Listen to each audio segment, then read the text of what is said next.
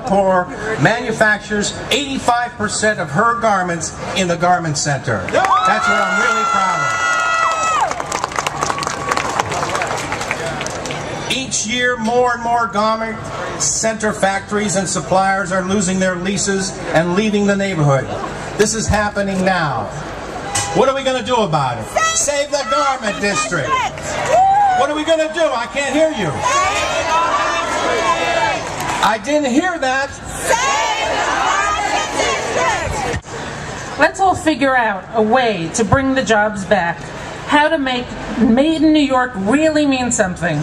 I just want to remind everyone that back in 1993, when we first organized 7th on 6th, the tents in Bryant Park, for Fashion Week, there were naysayers all over the world who said it can't be done.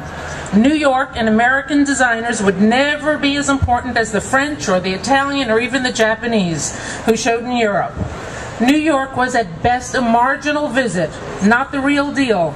And we got New York organized. And the world comes to New York now to see our collections first.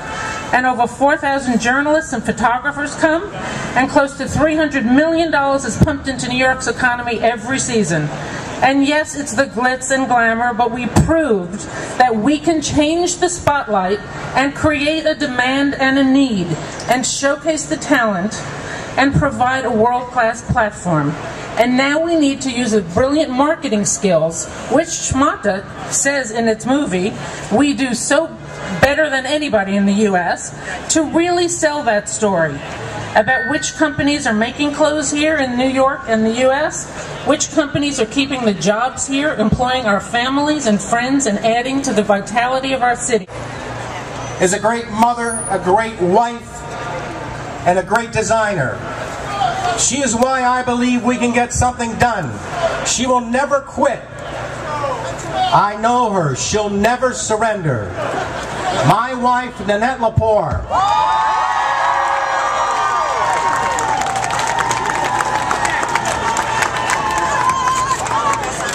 Okay, I'm going to try to do this. As exciting as, I'm going to try to be as motivating and as exciting as Scott Stringer was. So everyone has to cheer along. Yeah. Okay. 20 years ago, I came to New York City, a fashion student, with a $5,000 loan and a dream of building a business. Today, I employ over 130 people right here in the Garment Center. I could not have built my business without the help of the small factories, cutting rooms, pleaters, trim suppliers, lining vendors, and fabric showrooms in this neighborhood. These companies not only accepted and produced my small production lots, they were my teachers. They held my hand through my mistakes. They were nurturing and patient and had a true interest in seeing me succeed. I consider myself truly blessed to have been given this opportunity to achieve my dream, the American dream. Why deny that opportunity to others that are following behind us? We need our government to understand that it takes a village to make a dress. City Hall, Albany, Washington, Michelle Obama, we need your help. We have representatives from the Greater Washington Fashion Chamber of Commerce who came all the way here to New York to speak. Please give them a resounding welcome. Thank you. Hello. Save the Garment District.